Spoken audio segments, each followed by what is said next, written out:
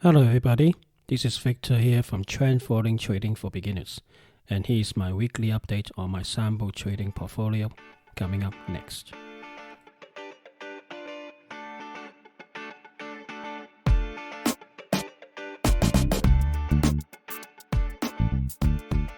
Welcome, guys.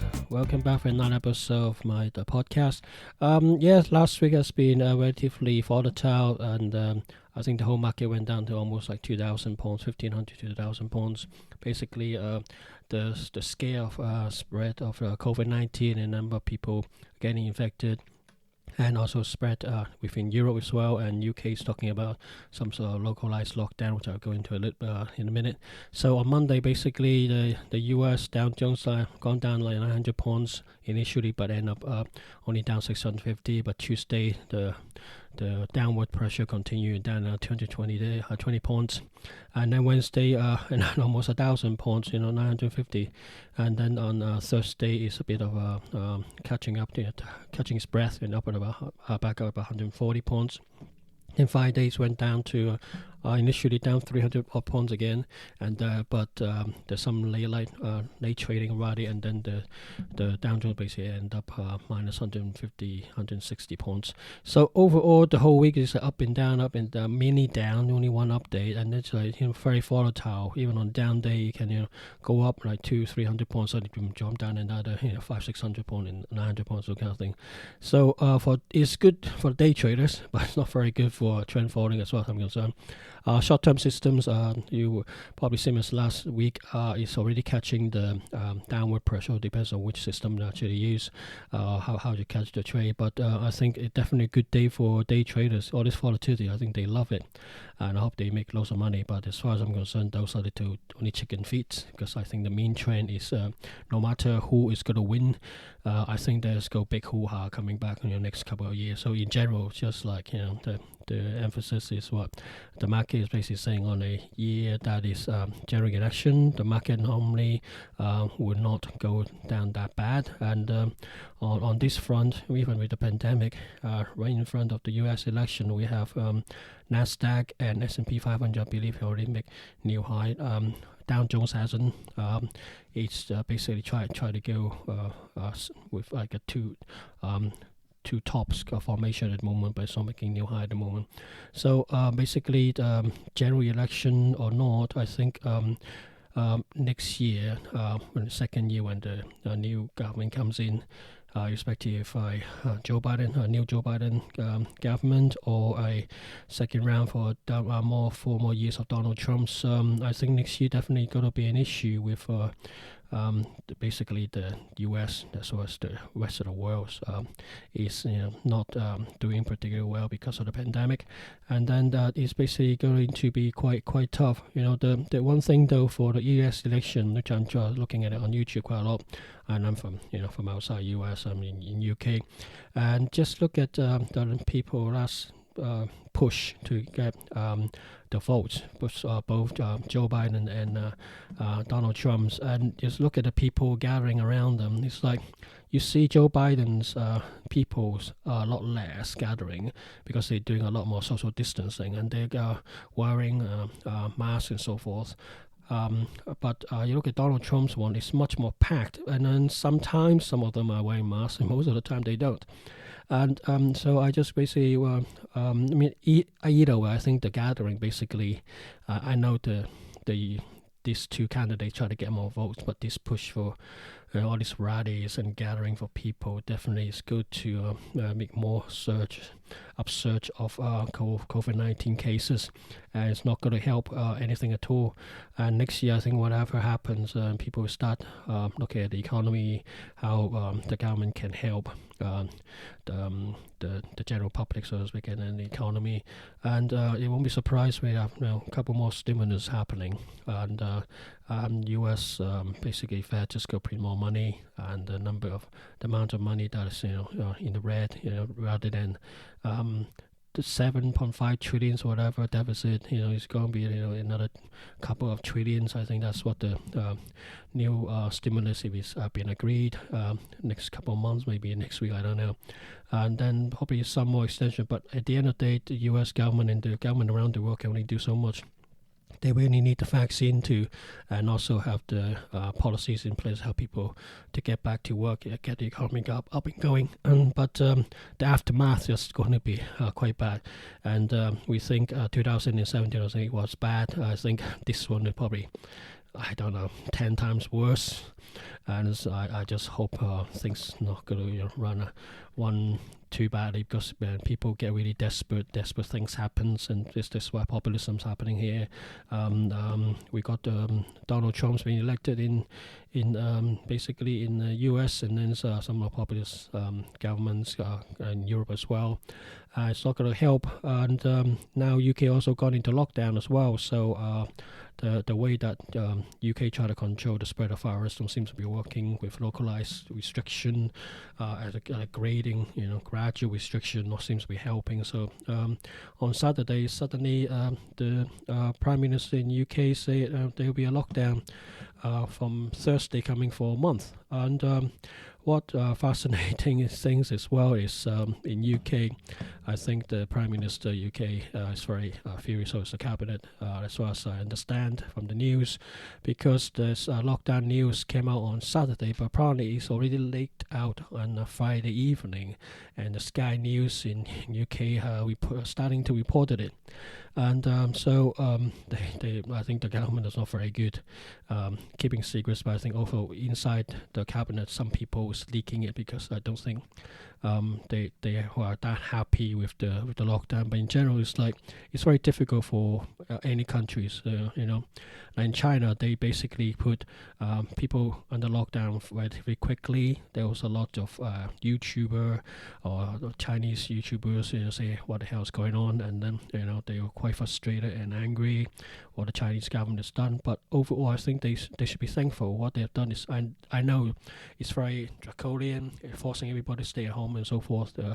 But overall, when you look at it, the death rate, because they control the spread of virus, and also the localized vaccine they've been working on, seems to have a better control. And you look at Singapore as well. If the government is really thinking about the people, and people act on what the government said, it basically, even a democratic country with a strong government can do it. People believe in the government, and they stay at home and basically wait out the storm. And so is South Korea. They have been very good at, the people are good at listening to government, and also they're very good at tracing the actual virus and lock those people down, put in quarantine and so forth. But also, I believe the European is disadvantaged in a way, because they haven't really dealt with SARS.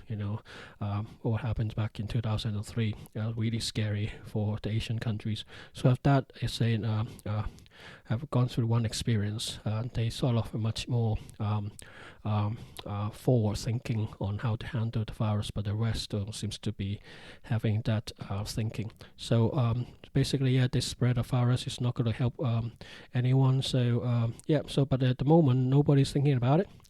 And everybody's looking at the U.S. Election, but those things are actually coming, because in also the other thing, as part of the lockdown, some of the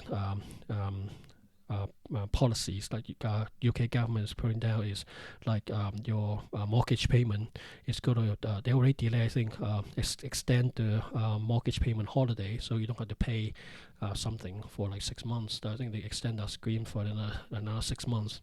So you think about the banks which lend money to people to buy houses, they're not getting any payment. Okay, the interest still stack up, but then this stack of interest payment basically means when people start paying back the mortgages and so forth, the payment will be much higher at the time when they don't have a job security.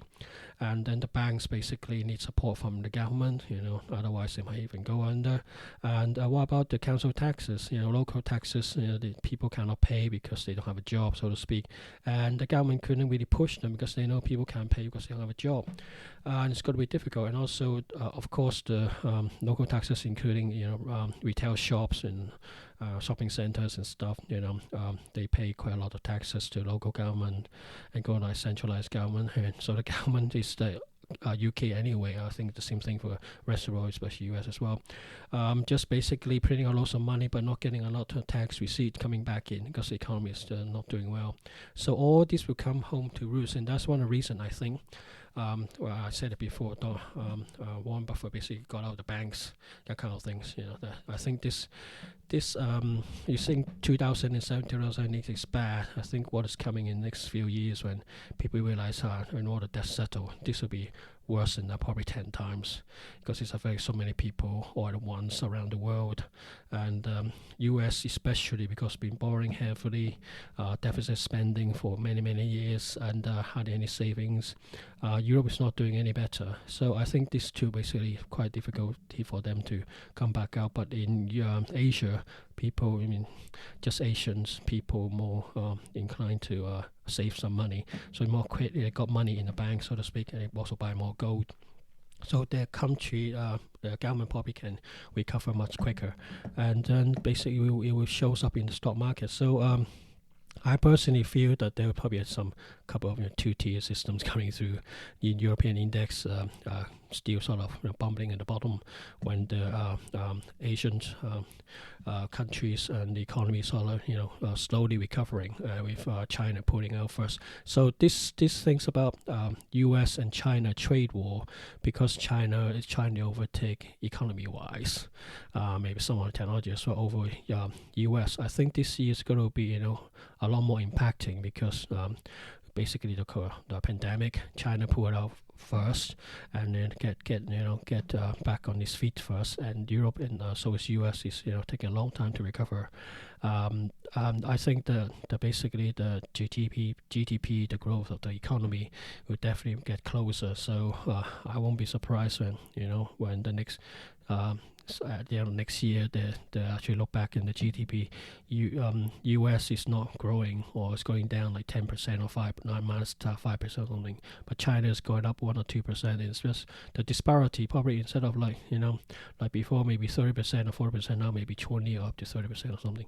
So the disparity, I think, this pandemic is helping Asian countries to I think in this case China to be even one step closer to or one step ahead to getting its dream of overtaking U.S. for the largest economy. But it's also gave me back memories of I like to read history and stuff, how the central power shift from Britain into U.S. and there's wars, the Boston Tea Parties and all sorts of things, taxes, and then Britain sent warships over in America before. Then there was fightings before American they become independent from Britain basically. I think similar kind of things could happen. Hopefully not actual war, but there'll be war on trade, war of like words and movement of peoples, and then bullying or basically one group of people or countries will stand on one side with America, the other will just stand with Asian countries.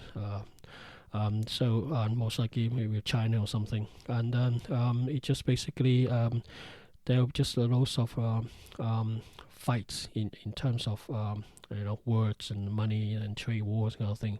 And for the next maybe 10 or 20 years, that's what Jack Ma was saying back in 2018 or 2019, when basically Americans started to put tariffs on the Chinese goods and so forth. And I must say, this is not a couple of years problem. When we finish in 5 years, it'll be 20 years. I slowly start to believe that's the case, and that's basically set the tone. But all eyes at the moment is on the U.S. Election, so we just basically do wait and see. Next is my update of my weekly portfolio. Okay, first off the bat is Apple. Basically, the big move down from last week basically have changed it to sell already for the short term, but also now medium term and long term chart is also neutral as well. So the short term system is a sell, same as last week, but medium term the turtle system is turned to neutral now, same as, and then also for long term system is also neutral. Then similarly for Amazon, basically it's also the case. So short term is sell, medium term is neutral, and long term is also neutral. Basically the big drop on Monday or so, on Tuesday from on the Dow Jones, basically continue or more or less accelerated the Apple's and Amazon movement. So this is what I said before. Sometimes somehow people heard something, and they sort of reflected it into charts. So from last week they already started short-term selling, and things for these two shares have changed, and then this week basically further confirmed with the big hoo-ha coming basically from the market over the week, and it just basically it does make you question sometimes why some share patterns, and you can detect with your consistent method that it seems to give you a heads up of some major things that come through as a major movement or change of direction now things. So yeah, something worth bearing in mind. And also what does that affect Nasdaq? So something I'll talk about later on. Next is Australian dollars, again US dollars. It's more or less the same as last week. Short term is a sell, medium and long term is both neutral. So the US dollar index, yes, tried to go back up again. I think it went to as high as 94 or something, very close to it over the week. But unfortunately, don't seems to hold that. They just stay go below 94 at the moment. So, but that on reflection on Australian dollar still on 0.7. It seems to have whether they want to break that 0.7 marks quite strong.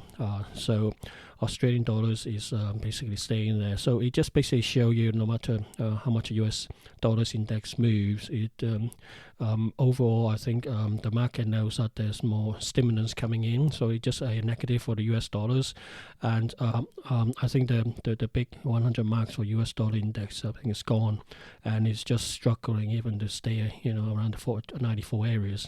So so on reflection, the other major currency that trade against US dollars is basically gone on the side channel trading. So it's the same thing here for other currency I'll talk about later on. And so Australian dollar basically is not much movement. So unless 0.7 mark is broken, or 0.7250 is broken on above, it's, I think this movement on this cross is just continue on the sideway. Next is Brent crude.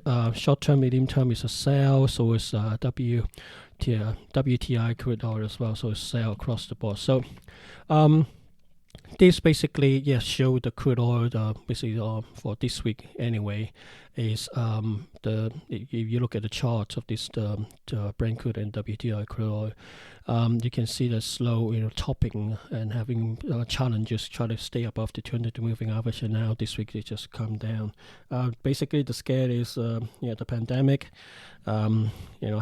How silly the market is. 1 minute think there's a cure or some vaccines maybe going on well, and the market move up, and then now say vaccine might not be available. Some I think in America is talking about maybe middle of the year, or in Europe before they actually a vaccine available for next year. I mean middle of next year 2021 become its mass vaccine available for the country to be used.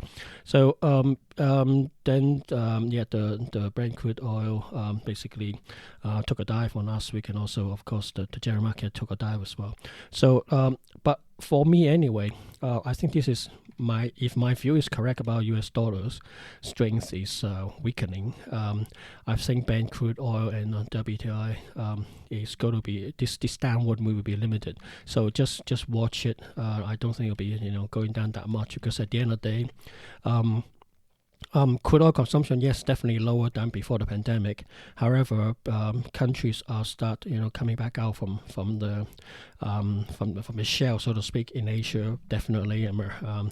But in Europe and also in America, of course, we have the spread, second wave of the coronavirus, and that slowed the consumption a bit. But overall, it I think slowly is you will see it, the Asian country are moving forward. They have controlled the pandemic a bit more better than the rest Western countries, and then the crude oil consumption over there will start to pick up. It won't be as high, we're quite slow, but to actually see crude oil and WTI actually go drop down big time, I don't see that will happen not like April and May last year, that kind of thing. So this sell, as far as I'm concerned, is going to be temporary. But the chart and my formula basically say Friday is going to be on sale. So my analysis basically says you follow your analysis, follow your method, but keep an eye on the change of sign. If it change again, then basically just get out. Don't fall in love with your position, so to speak. Next is DAX. Short term is a sell, same as last week, but medium and long term is also sell. Germany this week announced sort of like a soft lockdown, some further restriction like UK, and then now France is doing that same thing as well. We have a general lockdown, so UK just announced that over the weekend as well. So it's not good for the market basically.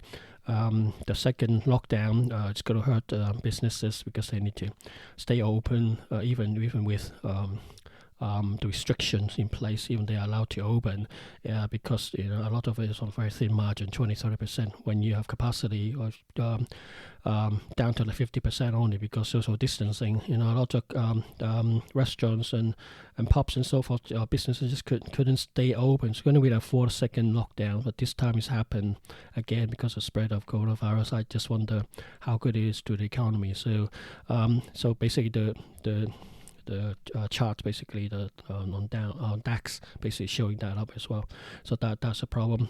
Dow Jones changed from Monday, basically this big hoo-ha, and continue for the whole week, more or less down like 1,000, 1,500 points. Short term is a sell, medium term is a sell, long term is neutral at the moment. So the coronavirus is basically spreading quite a lot. I mean, thousands of them being detected, and of course, some of them need treatment from the hospital. It will definitely require, some death probably will happen, and just not very good for American economy. And with also the election happening, you see, I kept watching on the election at the moment on YouTube, and with so many people actually, going to convention, whatever, the rally for both Donald Trump and Joe Biden.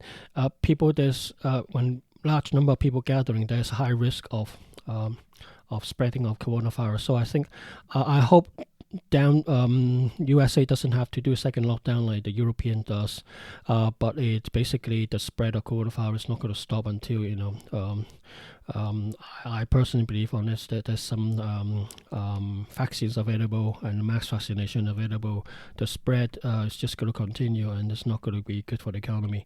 But our eyes at the moment is not really on coronavirus too much. It's really about Joe Biden and Donald Trump, and we just have to wait and see how it goes. But basically the market basically is saying, whatever the decision of the election, American Dow Jones index basically is try to price in, I think, for basically a sell off, a prolonged, probably, like I said before, maybe a drag out of the election result on this as a big landslide to Joe Biden. So we just have to wait and see. But the market basically will show his hands. He believes that it'll be bad for the either way. It's going to be bad for the stock market. It's come down. So we just have to wait and see. Next is FTSE in UK, sell across the board, short term, medium, and long term. Like I said before, same as the DAX.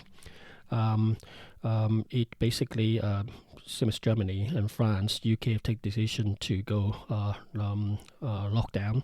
The England part basically is going down for about 4 weeks from next Thursday onwards, this coming Thursday. And that's definitely not good for the economy, and therefore the FTSE 100 index also showing that as well. So so basically from across the pond, from US is going down, DAX, and in Germany is going down, and UK's index also going down as well. So it's not very good. Gold, on the other hand, to me, basically, the chart says it all. It's also a method. Basically, short term is a sell, medium term is neutral, long term is a sell. So same as last week, basically, the charts and the system basically say it's a sell, but it seems to having a reluctancy to move down big time. it moved down a lot from the 1910 area.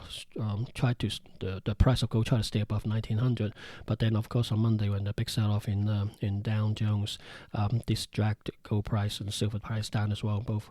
And then now basically it's broken the 1900 mark for gold, and seems having problem trying to stay above it, but it doesn't like to go down too much either. So about 1850, 1880, just holding there. So we just have to wait and see. This reluctance of going down basically show underneath there's buyers out there basically buying things, so worth keeping an watch on that one. Next is Hang Seng Index in Hong Kong. Short term is changed to sell, medium term is neutral, long term is still also sell as well. So so this one is basically going a bit sideways. Not much happening. You see the Asian country index. I mean, in this case, I don't need really on this one. You're talking about Hong Kong index. Seems a bit doing a bit different from the Dow Jones. Yes, it have affected a bit, but it's not going down as much as compared to Dow Jones. So we just have to wait and see. But yes, when the big boy having a cough, the world index basically having a cold, that kind of thing. Yeah. So next is Nasdaq. Short term is a sell, now changed to sell. Medium term is neutral. Long term is also changed to neutral. So the Monday pullback from the Dow Jones index and the American index in general is basically changing the sign a little bit. Out next is Nikkei from Japan. The index basically Dow Jones affect everything, so also affect Nikkei here in Japan as well. So short term is a sell, medium and long term is also neutral. Next is silver, so same as gold, very much similar, but it's a little bit gone down a little bit less than gold, but it's short term is still a sell, medium and long term is still neutral. So very much similar to last week, not that much happening here. Next is US dollar against the Chinese dollar, Chinese yuan. This basically short-term wise is quite fluctuating. It's try to stay above the 6.7 or something area, and then but they come back down, but between that short-term wise, but long-term and medium-term is still a sale. So it sort of shows that on this one that's quite interesting. When the Chinese and American government are trying to negotiate the first, trade deal, so to speak, phase one. The U.S. dollars to Chinese dollars or Chinese yuan has been, quite weak. Stay about the 7 mark. But now, when China starting to push back, so to speak, and be more vocal about what U.S. is doing to it. You see that the Chinese dollar strengthening. Basically, I think this is with the blessing of the Chinese government. So essentially, I think the Chinese are basically just getting ready for perhaps having a continued trade war and push back to an Americans, U.S. Advances and bullying, as far as I'm concerned. But it basically try to get its house in order, and this will continue help the Chinese dollar. Basically, what I said before is Europeans and West countries continue having problem with the pandemic, with the coronavirus. The able to handle it properly is continue to spread. But in Asia, first of all, they have the SARS pandemic before, also that MER about 10 years or so ago. They have some sort of experience with the sort of coronavirus or pandemic or some sort of disease that spread around very quickly, and they're able to handle it better. But also it shows itself that how differences between a communist country, however you don't like them, or very strong government with its own citizens are very much supporting the government, like Singapore and also South Korea. The spread of coronavirus basically stopped quite quickly, and also they have the wherewithal to track the people and isolate them very, very quickly. But in the West, the reluctance to move forward quickly, basically lack of equipment and also a lack of directions, and basically they also different thinking as well. Basically, I think that helps to the coronavirus spreading, however much you don't like that thinking, or if I say on this one, but it shows itself. So overall what happened is West is still in deep water trying to handle the coronavirus. But in Asia, basically, is two-tier. Asia basically come out from the coronavirus, and you already seen you seen news. I think it's the past week or the week before. The Chinese economy is grow a little bit. Not much. About 1 or 2% or something. Not like that before, like 4-5% before, but still growing. Whereas in the West, it's like minus and negative. Because of the coronavirus and the lockdowns and so forth. So I think overall the Chinese yuan, Chinese dollar is just continue going to be strengthened on that front. Is people start coming back out, starting to work. China is less reliant than 2007, 2008 on external exporting to another country. And so it's with Xi Jinping also came down to Xi'an on a couple of weeks ago to basically just say, continue and tell people to get ready to fight. I don't think probably arms race, but get ready for difficult times and stuff. But overall, what Chinese government is basically saying is, it will try to create more internal consumptions. It will export to friendly countries and try to work with people, other countries who are not that friendly to them, and still try to have the trade going on. But the importance is now put into internal consumption. So the increase of strength of the Chinese dollars basically is going to help the Chinese to buy stuff from another country. It will be cheaper, and for them anyway. And I think the rest of the world overall slowly. And surely will just continue sell things to them. Basically, it's between do you want food on the table or just continue have a moral high ground about how bad the Communist Party is, that kind of thing. So somehow each country will just have to get over their thinking and just say which one they need first. And at the end of the day, I think. After saving people's life, the economy is the next, because people need to have food on the table, so to speak. So, as far as I'm concerned, whether you like or don't like China, I think Chinese dollar is going to strengthen and it's going to continue. And we just have to watch your space. Next is US dollar against Japanese yen. It sell across the board, short term, medium, and long term. So basically, it means that Japanese yen, just like Chinese dollar, is strengthening against US dollars. So all these little signs are there. The major currencies are showing that US dollar weakness and so forth. But mostly in Asia, you see the Asia currency seems to moving ahead. European sort of fiddle around a bit, plateau a little bit. But US dollar is not having a great time, so to speak. After that is next is British pound against Japanese yen. Short term is a buy, medium term is neutral, long term is a sell. And after that is British pound against US dollar. Short term is a buy, medium is neutral, long term is also neutral. So this sort of shows up with British pound strength because US dollar's weakness. It's not really British pounds having better economy. It is suffering coronavirus. And I said before, we in UK we got to have another lockdown for another 4 weeks. It's sort of different from before. The school will be still opening, and some shops are supermarket and stuff will still be open. School will definitely open, universities stay open, that kind of thing. And some shop we're also allowed to sell takeaways and stuff. But it's the economy in general is not doing well. It's not going to do great.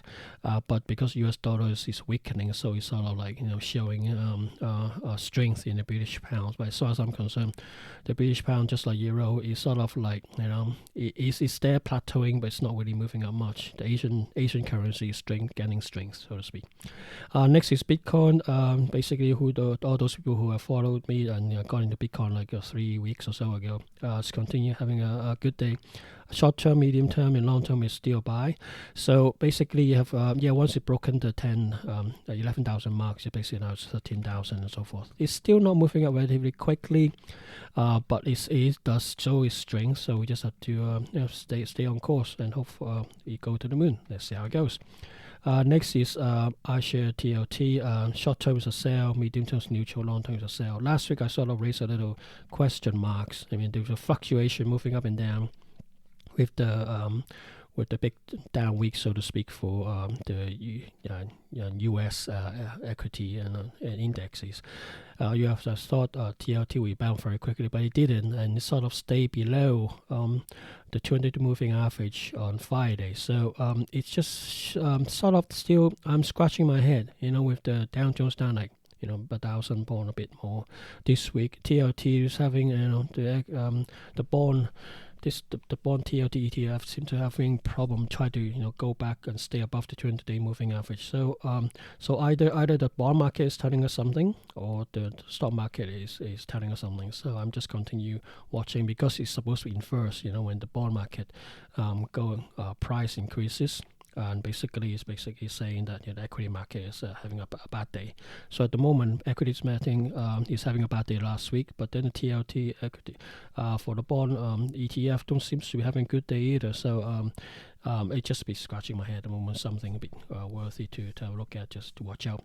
Last but not least is Tesla. Short term is a sell, medium term is neutral, long term is also neutral. So essentially, Monday in US, with the Dow Jones and Nasdaq and S&P 500 moved down quite a bit, and which affected both European market as well as the Asian market, and Tesla is no exception, but it's affected quite a lot. And as far as I'm concerned, this basically changed the sign. The last week movement changed a lot of things. A lot of shares, I think, probably have either gone neutral or actually go down as a sell. A lot of sell signal coming up, and whatever for about 50 I'm tracking at the moment on a separate thing which I do on a daily basis is showing lots of sales at the moment. So watch out. So I'm quite basically everybody else just waiting to see what happens on Tuesday, but I think the Tuesday can probably will not be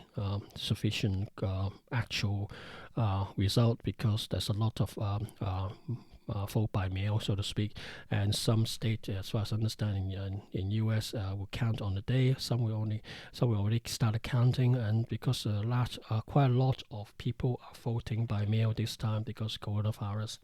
And either you like it or not, it takes time to actually to go through all those ballots and check and double check.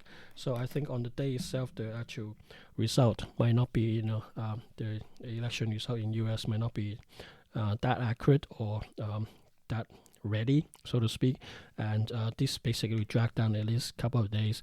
I was thinking 2-3 days quite normally be 5 days you probably see a better picture. So to be prepared, there are a lot more fluctuations on the stock market. 1 minute you might see Joe Biden winning, next you might see Donald Trump is closing the gap, or you might see Donald Trump coming back up again and win the overall election and so forth. But I don't quite know at the moment personally, but from my analysis, it looks like there's a high chance of a Donald Trump do a comeback, and pull things back up. But who knows? My initial bet is on Donald Trump from my analysis, but we have see with some things actually happening. I think, two big points against Donald Trump basically is coronavirus, the handling of it, and the Black Lives Matter movements, and the way he's actually handling things just not good at all. And then obviously the third thing is, yes, he having a go as all his allies as well as all his foes on trades, but how much is the American people in general actually seeing the goods and services have really have a better price for them, and therefore their life change and for the better, so to speak. I think these three things basically count against Donald Trump, but who knows what happens with I think the U.S. Very much polarized, just a bit like Hong Kong at the moment. So we just have to wait and see these people, the American, to actually say which way they want. Do you want another 4 more years of Donald Trump, or a new person coming in with Joe Biden? But I'm not quite sure. It's a lesser of two evil, basically. They both, the two candidates, both have faults.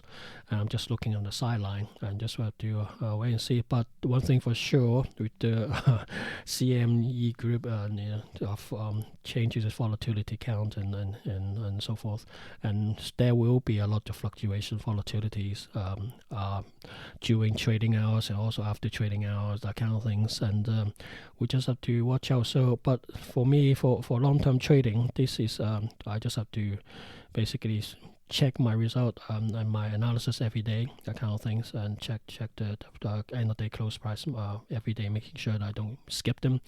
But I think for overall, it'll be a great day for day traders because of fluctuations up and down, that kind of thing. So that's basically my analysis for this week, and I will talk to you next week. Bye for now.